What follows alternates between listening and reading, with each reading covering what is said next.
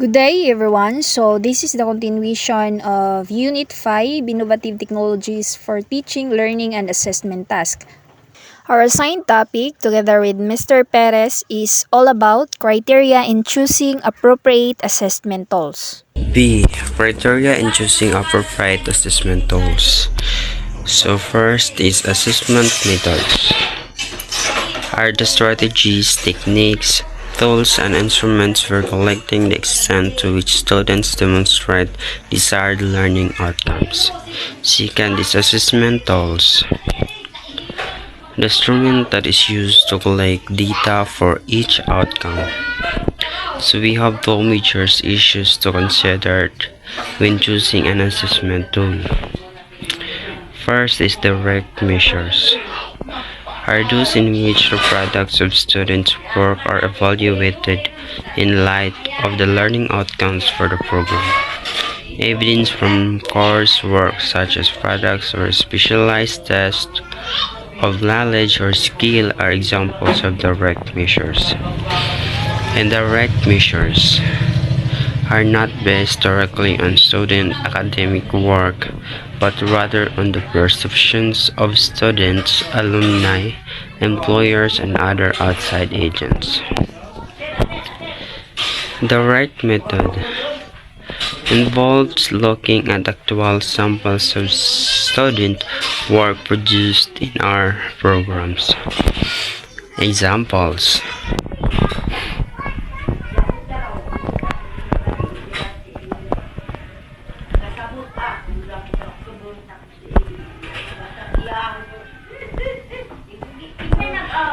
and the right method provide a useful supplement and check on the findings from product measures. Examples: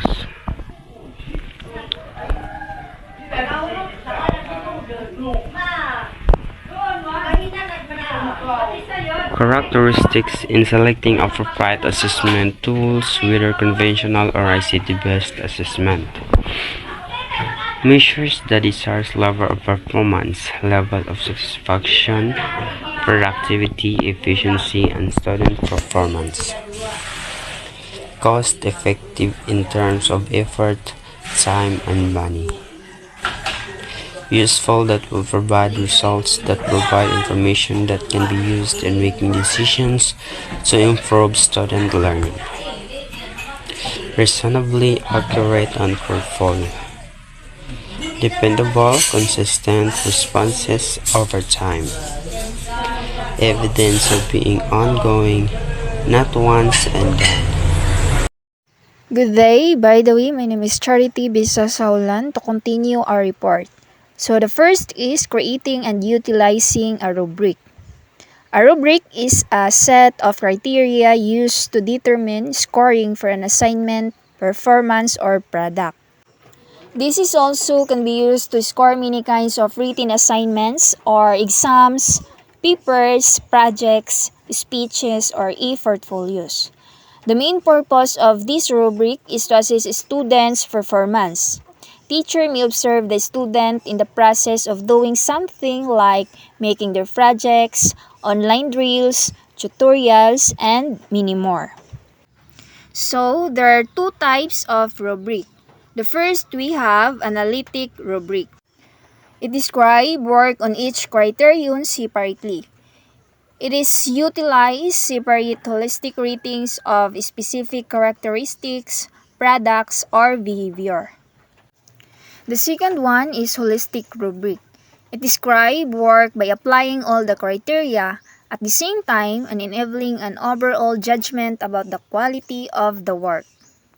So, this is the example of analytic rubric. As we can see, nakaseparate ang tanan niyang category. So, natay quality of information, critical thinking, collaboration, professional language, and timeliness.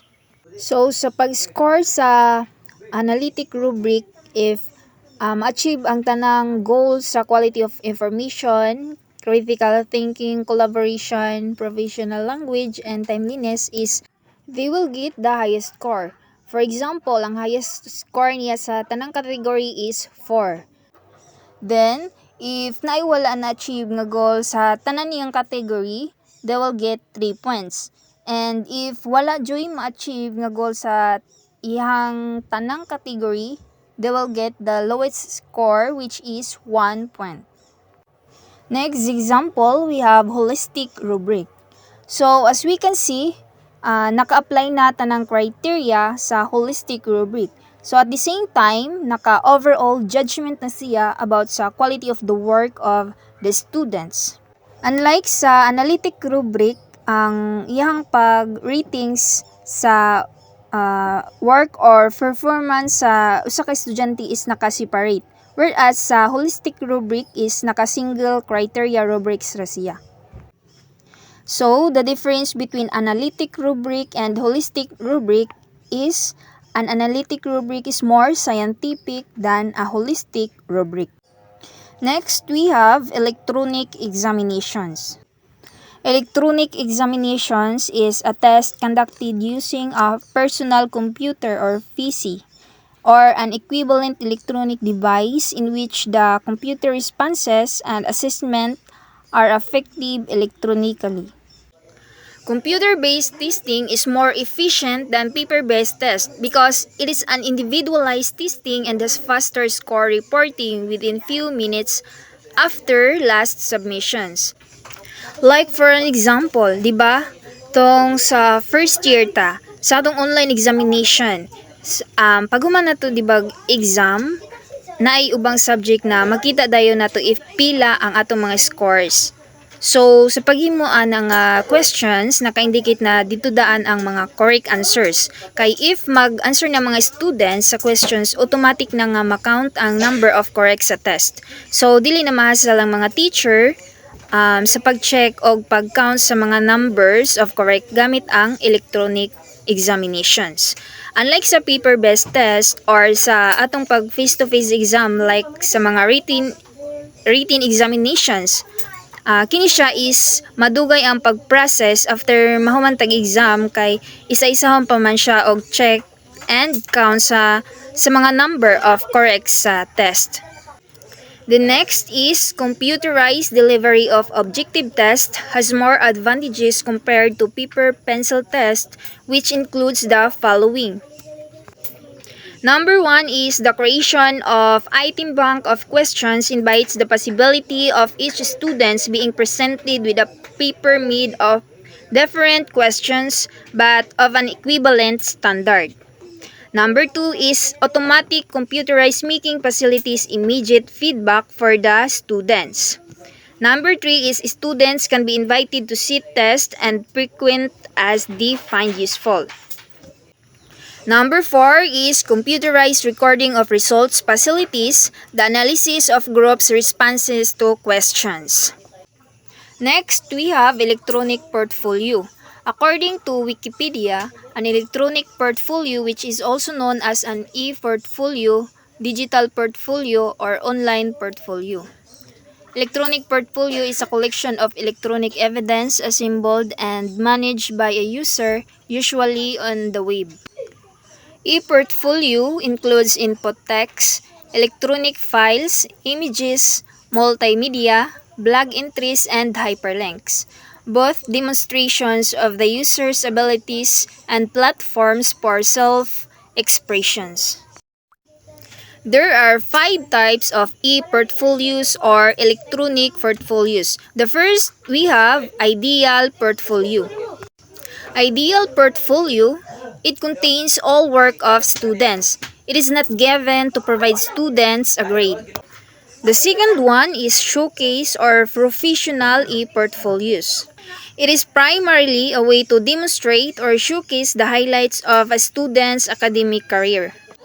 The third one is documentation portfolio.